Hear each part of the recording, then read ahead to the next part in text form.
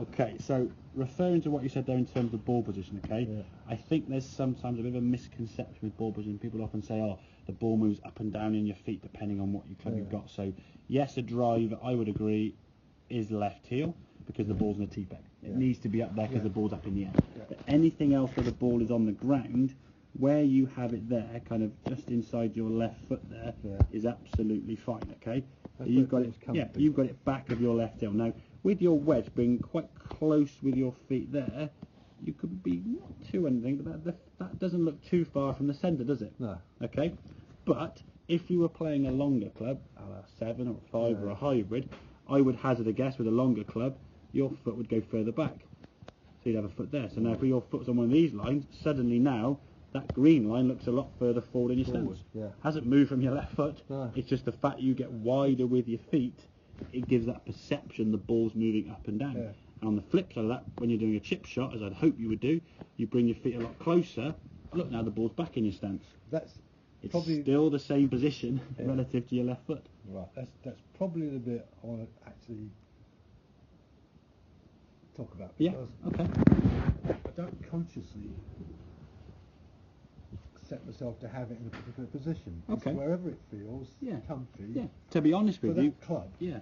Right, now the only thing is, the little tiny, no, you're right, the little chips. Yeah. You bring your foot closer. I'll be very surprised if you have a full width. Yeah, there you go. Yeah, exactly. So if we had the ball position now in sort of that position here where you were with your full shots, it's now nearer your right foot because your feet have just come closer. So the golf ball, and the one thing I would say, it's the foot. Exactly. The perception when you watch someone on TV and look at the camera, his ball's back in the stance. Sometimes the camera's off centre anyway, but often if the feet are narrower, the ball seems to be in the middle because the feet are just closer. And as the foot gets wider, the golf ball now seems to be getting further from the right foot, so therefore seems to be moving up in the stance. In terms of and what you just said to me now, what you alluded to, I place the ball where it feels comfortable. Keep doing that. Because your ball, this is not a fault. And a lot of people seem to have trouble getting a height. Like, you've always got height. I've always got height. Yeah. It's good when you want to stop it. Yeah. Must have been the wind when it's blowing a gale, but when you go out to Spain with a nice high green and you want to land on soft, that's going to be great. So, in terms of the ball position, I think once you found a constant with that green line there where you have it, for me that's a good position for any club. All that would happen is your feet would just move further or wider or closer, depending on the shot or the club you have. And it stays constant. So again, it's one less thing to worry about. In terms of the a little bit hunch shot, and that's not going to completely go straight away. That'll take a little bit of time. The big key for me now, if we swing the top of the backswing, we talked last week, last lesson, the arms coming down and dropping, so as we swing the top of the backswing here now, the hands are now working down. There's no sort of throw or pull.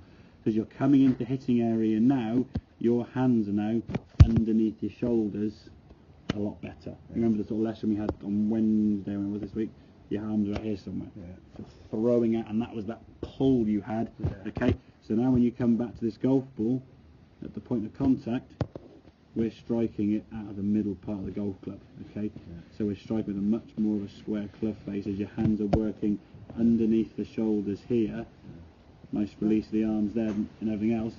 Head does stay down longer, which you'll see on this one again. That's not that's not going to say, okay, right, don't keep it down too long and send it out the blue, change it. It'd be like changing the drive, left-hand drive, and the pedals change. It wouldn't just go, oh, I'll change that. Because instinct will take over, As you come into the golf ball there, the arms have dropped. Good strike position there now. In time, what we'd expect now as you start swinging there is your shoulders and your head, to go with the arms. If that head stays down, the right shoulder stays down, for your right arm to stay on the golf club, that has to shorten. There's still chicken wing. Oh, yeah, you will do, Oh, that's bad. The head will come up more as you get used to doing it, But the issue really we said last time was the arms dropping, and you've done that. So it's kind of doing things bit at a time. As I said to you, what we're trying to do now is, number one, get your strike back into the middle of the golf club. We can then play about with the direction, talking about the elbow as we sort of progress on bit by bit.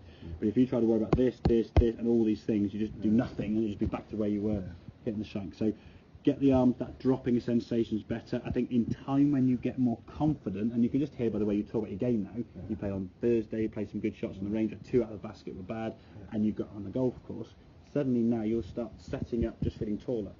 When you're on a bad day, body laugh, you're going to be slouched, aren't you? When things are going wrong, it's like, years ago, that was the fault. It was like, the more tense you got on the club. Yeah. And everything is. Yes, exactly. No, let it all be. Exactly. It's got to be loose and relaxed, but it needs to be secure in the grip and loose through the hands and the arms, so we can actually get things moving. Things have to move in the golf swing. If we're locked and tight, nothing's going to move, and then things just start bending and breaking down. So, in time, I think at the moment now, because at the point of contact there is good strike there, okay.